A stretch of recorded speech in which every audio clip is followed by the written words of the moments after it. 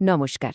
আচ্ছা, একটা কথা ভাবুন তো, স্কুলের একবেলার খাবার কি শুধু একটা বাচ্চার পেটই ভরায়, নাকি তার পুরো ভবিষ্যৎটাই গড়ে দিতে পারে?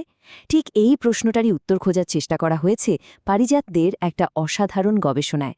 আজকে আমরা সেটাই দেখব। এই গবেষণাটা মূলত পশ্চিমবঙ্গের কোচবিহার জেলার স্কুলগুলোতে মিড ডে মিল প্রোগ্রামের কি প্রভাব পড়ছে তা নিয়ে।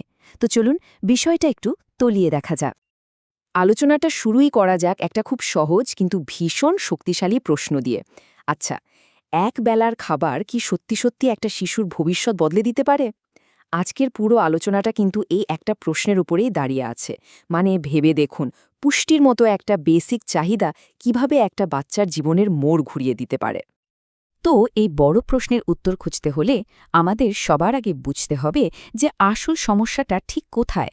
চলুন প্রথমেই দেখে নিই ক্ষুধা আর শিক্ষার মধ্যেকার সেই জটিল সম্পর্কটা, যেটাই পুরো গবেষণার প্রেক্ষাপট তৈরি করেছে। দেখুন, ক্ষুধা, দারিদ্র্য আর স্কুলে ঠিকমতো না আসা, এই তিনটে সমস্যা কিন্তু একে অপরের সাথে এমনভাবে জড়িয়ে আছে যে এদেরকে আলাদা করা খুব মুশকিল। আর এটা শুধু কোচবিহার বা পশ্চিমবঙ্গের গল্প নয়, ভারতের মতো প্রায় সব উন্নয়নশীল দেশেই এটা একটা বিরাট চ্যালেঞ্জ। আর ঠিক এই কারণেই এই গবেষণার যা ফলাফল, তা কিন্তু শুধু একটা জেলার জন্য নয়, আরও অনেক বড় পরিসরে প্রাসঙ্গিক।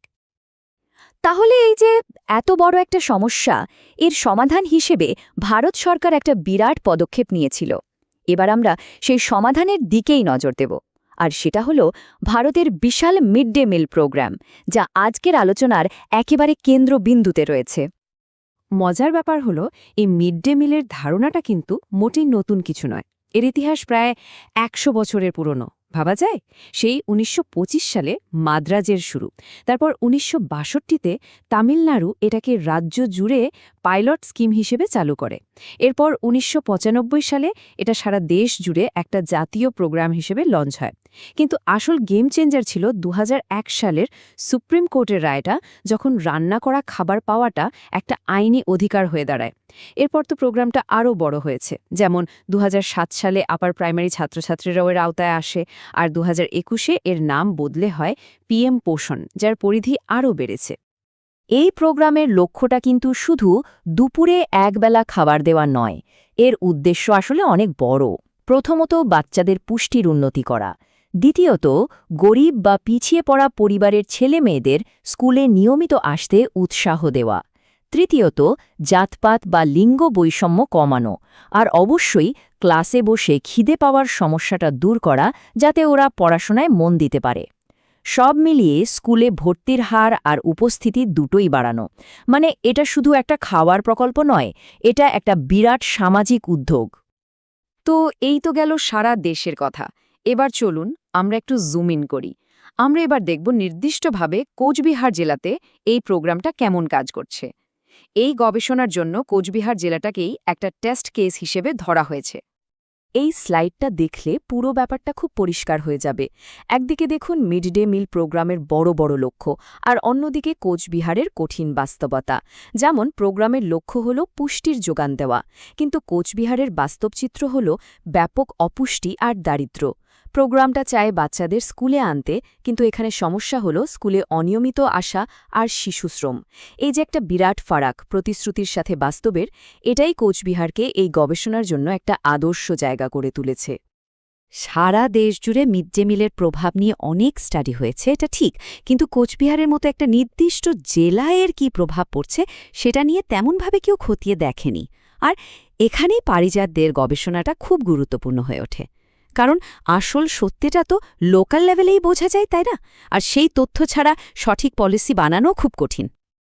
তো এই পুরো প্রেক্ষাপটে দাঁড়িয়ে গবেষক ঠিক কোন প্রশ্নগুলোর উত্তর খুঁজছিলেন, চলুন সেটাই এবার দেখে নেওয়া যাক।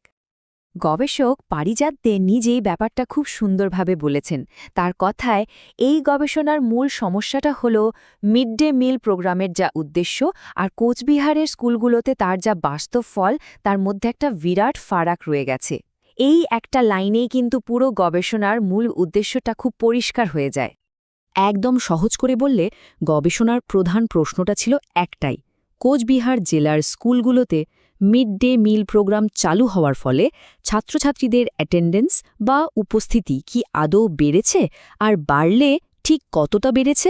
পুরো গবেষণাটি কিন্তু এই একটা প্রশ্নের উত্তর খোঁজার জন্যই করা হয়েছে। যে কোনো সায়েন্টিফিক গবেষণার মতোই এখানেও দুটো সম্ভাব্য উত্তর বা হাইপোথেসিসকে পরীক্ষা করে দেখা হয়েছে। প্রথম সম্ভাবনাটা হলো হ্যাঁ, মিড ডে মিল প্রোগ্রাম ছাত্রছাত্রীদের উপস্থিতি সত্যি সত্যি বাড়িয়েছে, আর দ্বিতীয়টা হলো না, এই প্রোগ্রামের উপস্থিতির ওপর তেমন কোনো প্রভাবই পড়েনি। গবেষণার মূল কাজটাই ছিল ডেটা দিয়ে প্রমাণ করা যে এই দুটোর মধ্যে কোনটা ঠিক। আচ্ছা, এই যে আমরা বলছি মিড ডে মিল উপস্থিতি বাড়াতে পারে, এই ধারণাটার পেছনে যুক্তিটা কি? মানে কোন থিওরির ওপর ভিত্তি করে ভাবা হচ্ছে যে এই প্রোগ্রামটা কাজ করবে? চলুন এবার সেই থিওরিগুলো একটু দেখি। এর পেছনে সবচেয়ে বড় থিওরিটা হল ম্যাসলোর হায়ারার্কি অফ নিডস। তত্ত্বটা খুব সহজ, বলে যে মানুষের কিছু বেসিক চাহিদা আছে, যেমন খাবার। এই বেসিক চাহিদাগুলো না মিটলে সে পড়াশোনা বা অন্য কোনো বড় জিনিস নিয়ে ভাবতেই পারে না। সোজা কথায়, পেটে খিদে থাকলে অঙ্কের দিকে মন বসবে না। মিড ডে মিল ঠিক এই প্রথম ধাপটা, মানে খাবারের চাহিদাটা পূরণ করে দেয়। আর একটা খুব গুরুত্বপূর্ণ থিওরি হল হিউম্যান ক্যাপিটাল থিওরি। এই থিওরিটা বলে শিক্ষা আর পুষ্টির পেছনে খরচ করাটা আসলে একটা ইনভেস্টমেন্ট। আজকের বাচ্চাদের যদি আমরা ভালোভাবে খেতে দিই, ভালো শিক্ষা দিই, তাহলে ওরাই বড় হয়ে দেশের অর্থনীতিকে এগিয়ে নিয়ে যাবে। তার মানে মিড ডে মিল শুধু আজকের খিদে মেটাচ্ছে না, এটা আসলে দেশের ভবিষ্যতের জন্য একটা বড় বিনিয়োগ। আর এই ডায়াগ্রামটা দেখুন, এটা পুরো আইডিয়াটাকে এক জায়গায় নিয়ে এসছে। এখানে দেখানো হচ্ছে যে কিভাবে একটা চেইন রিয়াকশনের মতো কাজ করার কথা। মানে মিড ডে মিল থেকে বাচ্চারা পুষ্টি পাবে, পুষ্টি পেলে তারা নিয়মিত স্কুলে আসবে, নিয়মিত স্কুলে এলে তাদের পড়াশোনার মান বাড়বে, আর তার ফল হিসেবে ভবিষ্যতে দেশের আর্থসামাজিক উন্নতি হবে। পুরোটা একটা আরেকটার সাথে যুক্ত। এতক্ষণ তো আমরা গবেষণা জানিয়ে অনেক কিছু জানলাম, কিন্তু প্রশ্ন হল, এই গবেষণাটা এত গুরুত্বপূর্ণ কেন?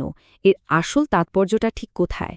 চলুন আলোচনার শেষ পর্যায়ে এসে সেটা একটু বুঝে নিই। দেখুন, এই গবেষণার গুরুত্ব কিন্তু অনেক দিকে। প্রথমত, যারা পলিসি বানান তাদের হাতে কোচবিহারের মতো একটা জেলার আসল ডেটা তুলে দিচ্ছে এটা, ফলে কোথায় উন্নতি দরকার তা বোঝা সহজ হবে।